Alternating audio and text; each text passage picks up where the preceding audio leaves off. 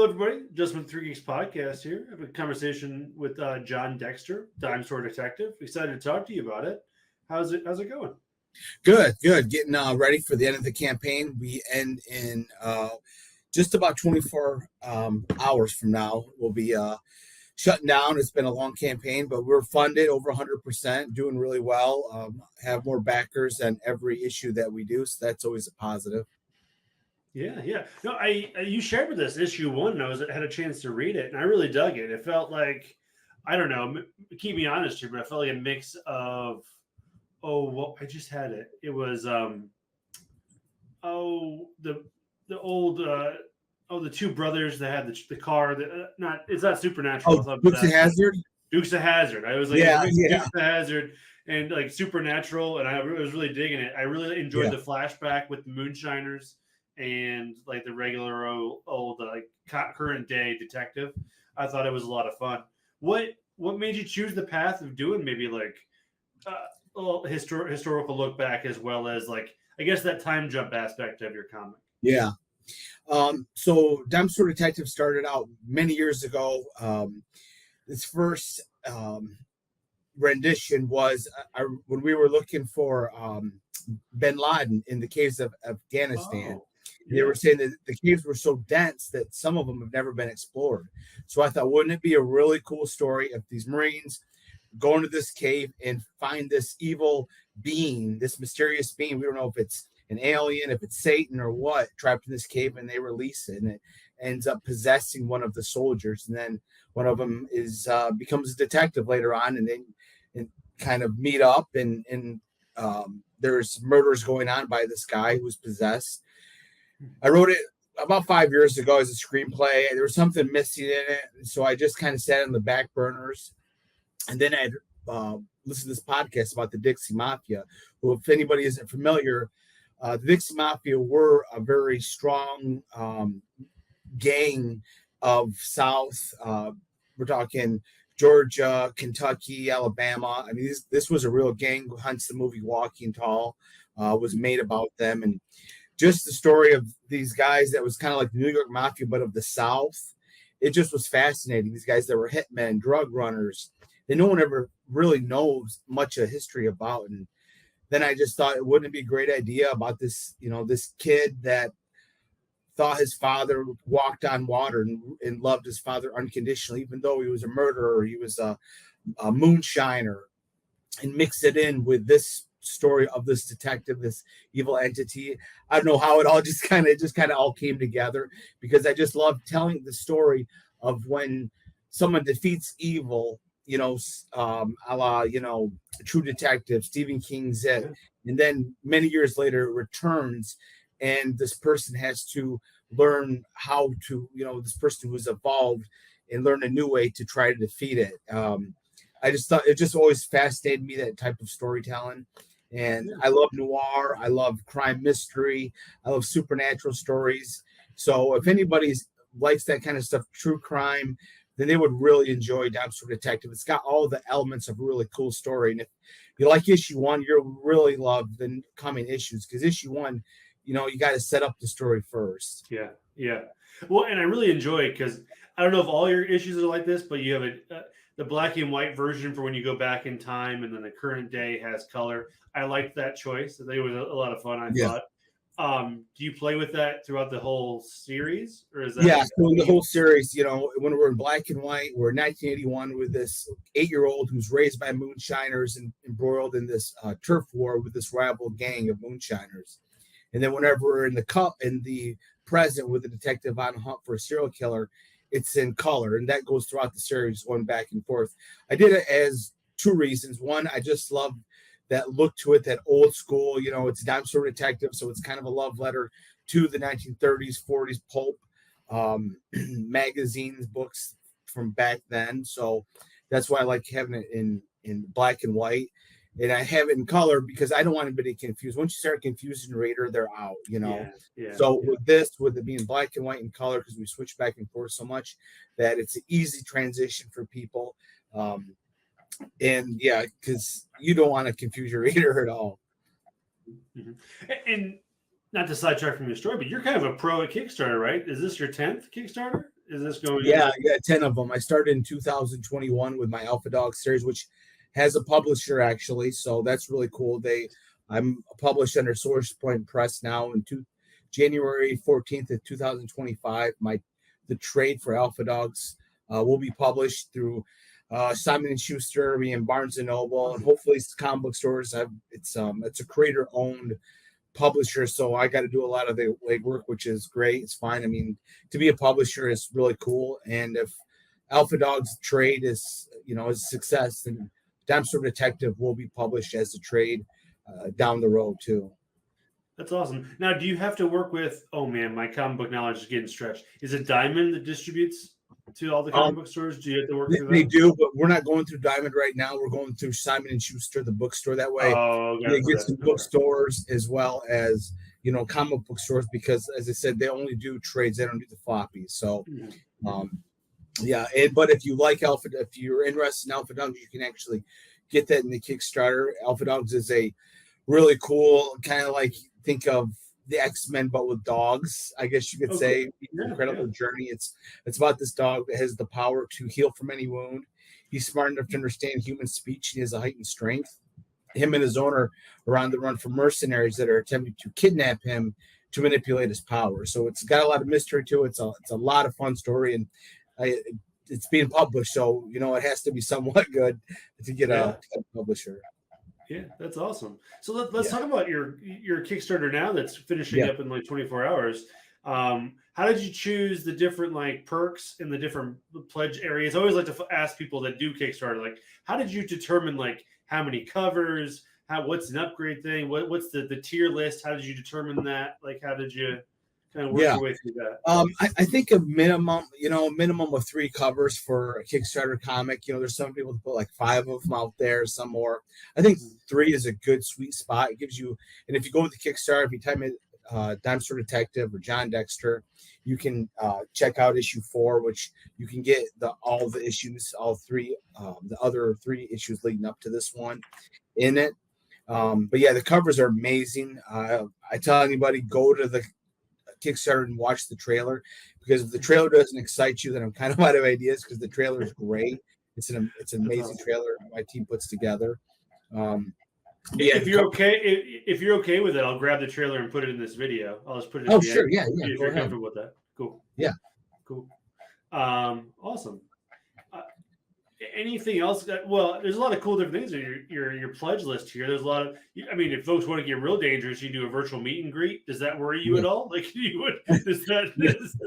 No. I've been lucky enough that might be the only one that nobody actually backs it. So it's fun to get them.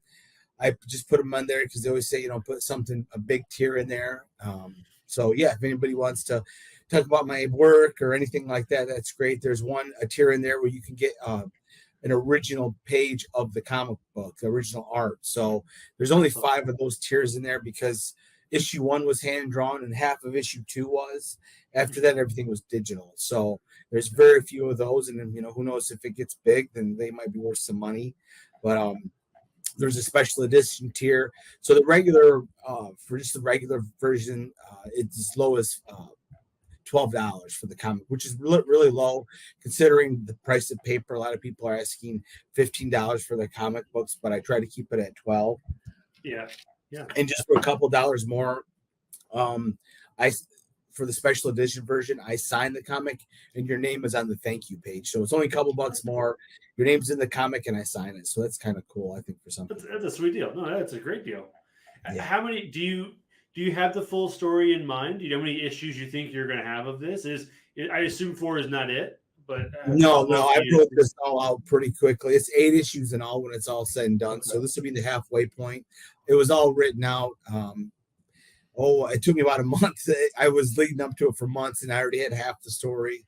So when I write, it's usually like a burst of energy, and it all kind of comes together. So I wrote all the issues in like a month. Now, granted, you go back and rewrite, but it's gonna be 8 issues in all. And if every issue seems to get better, because we're slowly uncovering this mystery, and it's got a lot of cool red herrings to it. And like I said, if you like supernatural stories, then you'd enjoy it. Yeah. No, I plan on reading it for sure. the first issue was really cool. Thank you for sharing that because it was Then, nice. yeah. And like I said, if you like the first issue, you'll really love what happens next, because I love a good mystery. I love writers, like Raymond Chandler. He wrote the 1940s, those gumshoe novels that were so good. I love Stephen King's work. So I think it's True Detective too. I think it's very reminiscent of True Detective as well with my story. So with writers and creators, I always like to ask, like, did you have the end in mind when you started out? Like, I know you wrote it in a month, so you probably figured it out pretty early. But did you always have the end in mind, or was it something that like you had to kind of work your way to? Well, I had my end in mind. I mean, almost every writer probably that as soon as they think of the story, they think of the ending and kind of draw towards that. But I had an ending for a long time, and I changed it. So, and I just changed the ending probably about 2 months ago. I had one in mind, and I just evolved from there to something different. So, yeah, it's already written out. Like I said, all 8 issues are actually written, ready to go. The 5th issue is actually in production right now. So I shared one of the sketch pages a few weeks ago on my social media. That's awesome. You're a machine, my man. I guess so. Well, that's coming up next year, because after this one, I'll be done with the Kickstarters this year. I was going to do issue 5 of Alpha Dogs, but because I got a publisher, my main focus up until the release date is getting as many bookstores and comic book stores to carry it. Oh, that makes sense. So for my comic enthusiasts that are going to listen to this, what goes into that? Because a lot of folks don't get the behind the scenes like you probably do now. Like, how does that all work? Like, how do you, if someone didn't know how that went? Well, first you got to get a publisher, which is really hard. About 2% of comic book writers actually get publishers, and that goes for book writers as well. It's just really tough. A lot of it is, having good quality work, but also luck is involved. And I had gave my comic to a Dirk Manning, who's a great writer. He works for Source. I know Dirk. I know Dirk. Yeah, he's a good dude. Yeah, he's great. And I kind of set it up because a year ago I'd given him issue 1 and 2 of Dinosaur Detective, because I knew that kind of material is kind of up Source Point's alley. They love that, horror, that supernatural stuff. So I gave it to him 2 years ago, and then in March at Toledo Comic Con, I gave him the 3rd issue, and with that, setting up the whole thing, hoping that he would offer me a contract. And luckily, he didn't offer me a contract, but he asked me if I had a publisher, and told me that he can't promise anything, but he gave it to Source Point Press, and they loved it. But it wasn't a graphic novel yet, so they read Dinosaur Detective. I'm sorry, Alpha Dogs loved that. So that's already been it was already a graphic novel. I just got it printed up not all that long ago, probably 2 months beforehand. So it now, because it's creator owned, I own it, which I got to pay for the printing still, because it's my IP. But then it's on them, and mostly me though, because it's creator owned, that you have to try to get the word out. So that means emailing comic book stores, calling bookstores, emailing bookstores. I've setting up signings at bookstores and stuff. So it's a lot of work, but I mean, if it's your dream and what you've wanted to do, then it's fun. Yeah, a lot of for sure. Fun. That's awesome. So so you mentioned you're done with Kickstarters this year. So the rest of your year is just getting Alpha Dogs into stores. Is that what I heard? Yeah. I will be at Motor City Comic Con November 7th. That's, I think, my next con will be. So that's in Detroit. It's a big, huge Comic Con, and so I'll be there signing comics if anybody wants to meet. I'm from Michigan, so most of my comics, the ones that are in comic book stores, are in Michigan. I just got into Bay City Comic Book Store, so that's kind of the schedule. And then mid-February is probably when Alpha Dogs 5 will be released.